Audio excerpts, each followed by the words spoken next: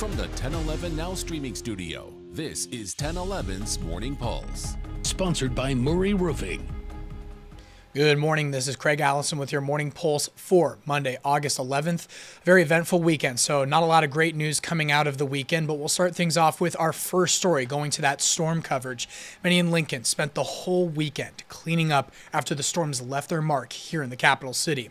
If you're still removing storm debris, particularly trees and branches, city says the North 48th Street transfer station will resume normal hours starting today. Meanwhile, the city says Star City Shores will be accepting tree debris from private homes without charge through August 24th. This is a developing story, and we hope to hear more from city, county, and state officials, so be sure to stick with us at 1011 Now for more updates.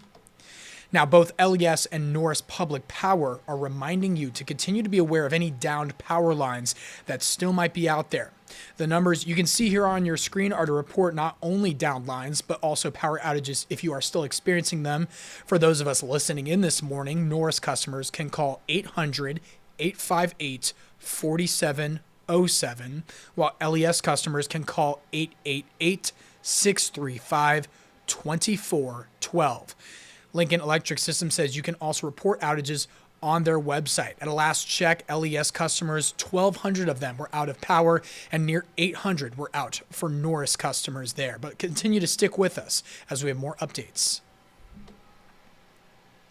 Third story, one of the many places feeling the impact of this past weekend's storms includes the Nebraska State Penitentiary. Very dramatic footage right there. The destruction you can see is the roof coming off two of the facility's housing units. Officials say the damage happened just after 5 Saturday morning. The housing units have 387 inmates, and staff moved 250 of them to the gym, while the rest were moved to the Omaha Correctional Center and the Tecumseh State Correctional Institution. Contractors will assess the damage today, and officials say the timeline of repairs could take at least a month, but no injuries were reported. Your fourth story, the state of Nebraska Judicial Branch announced C. Joe Patterson, judge of the Seward County Court, is retiring at the end of September. Peterson served as county court judge for the 5th Judicial District in Seward for over a dozen years. Some highlights include serving as Nebraska County Judges Association president and being presented with the Service to the Judiciary Award.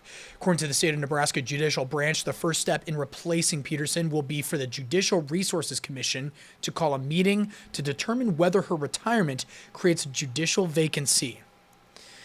Wrapping things up, we usually like to end on a lighter story, but unfortunately more bad news. As Nebraska football wraps up its second week of fall camp, head coach Matt Rhule announced 2 players will miss the upcoming season due to knee injuries.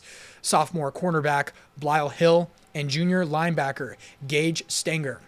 They were both injured in fall camp and will be sidelined for the 2025 season. We hope no more injuries come out of fall camp, but we'll continue to keep you updated as we are just weeks away from that opening game. That is your Morning Pulse for this Monday morning, and we'll wrap things up with a look at your 7-day forecast. Some rain chances sticking with us, definitely not as bad as this past weekend.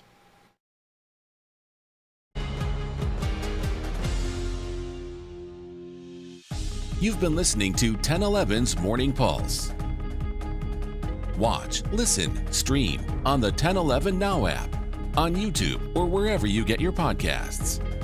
Sponsored by Murray Roofing.